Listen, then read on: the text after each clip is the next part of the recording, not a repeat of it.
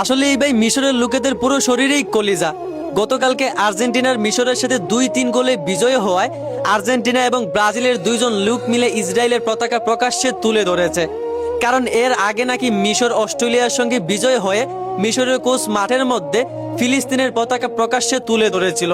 আর এই কারণেই আর্জেন্টিনা এবং ব্রাজিল তারা দুইজন লোক মিলে ইসরায়েলের পতাকা প্রকাশ্যে তুলে ধরেছে। আর সেই পতাকা বারবার মিশরের লোকেদের দিকে দেখাচ্ছিল। আর মিশরের লোকেরাও কম কিসে, তারাও তখন তাদের দিকে ফিলিস্তিনের পতাকা প্রকাশ্যে তুলে ধরেছিল আর মিডিল ফিঙ্গার দেখিয়েছিল। তারা প্রমাণ করে দিয়েছিল মুসলমানরা কোথাও কখনোই ভয় পায় না, আমেরিকার মাটিতেই তারা ফিলিস্তিনের পতাকা উড়িয়ে এসেছে। আর এই দিকে আমরা বাংলাদেশের মুসলমানরা এদের মতো ইহুদি নাস্তিকদের অন্ধ ভক্ত, তাদের জন্য আমরা পাগলামি করে, তারা খেলায় হেরে গেলে তাদের মতো ইহুদিদের জন্য কান্না করি। এখন আপনারা অনেকেই বলবেন, ভাই আপনারা শুধু এই খেলাটাকে ধর্মের ভিতরে ঢুকাইয়া দেন।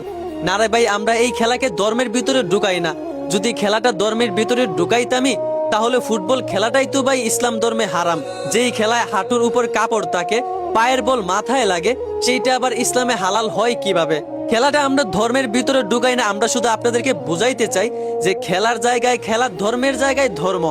আপনি খেলা দেখেন, এনজয় করেন, খুব ভালো কথা, কিন্তু ভাই তাদের খেলা দেখে তাদের মতো ইহুদিদের অন্ধ ভক্ত হয়ে যাওয়া, তাদের জন্য পাগলামি করা, তারা খেলায় হারছে তাই বলে আপনি তাদের মতো ইহুদিদের জন্য কান্না করবেন, এটা কেমন কথা ভাই? তাদের খেলা দেখে আপনি তাদের মতো নাস্তিকদেরকে ফলো করবেন, তাদের মতো চুল কাটবেন, তাদের মতো পোশাক পরবেন, তাদের জন্য রাস্তাঘাটে মিছিল দিবেন, তাদেরকে আপনি আইডল বলবেন, এইটা কেমন কথা ভাই? আপনি একজন মুসলমান, আপনি ফলো করবেন রাসূলকে। আপনি একজন মুসলমান, আপনার আইডল ইহুদি নাস্তিক হয় কেমনে? আপনার আইডল তো হবে আলেম উলামারা। একজন মুসলিম হয়ে সামান্য খেলা দেখে আপনি কিভাবে ইহুদি খ্রিস্টানের অন্ধ ভক্ত হয়ে যান? লজ্জা লাগে না আপনার?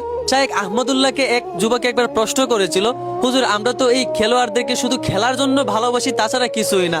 তখন উনি প্রশ্নের উত্তরে বলেছিলেন, আপনি খেলার জন্য তাদের মতো নাস্তিকদেরকে ভালোবাসেন, আর প্রকৃত মুসলমান আল্লাহর জন্য এদের মতো নাস্তিকদেরকে ঘৃণা করে।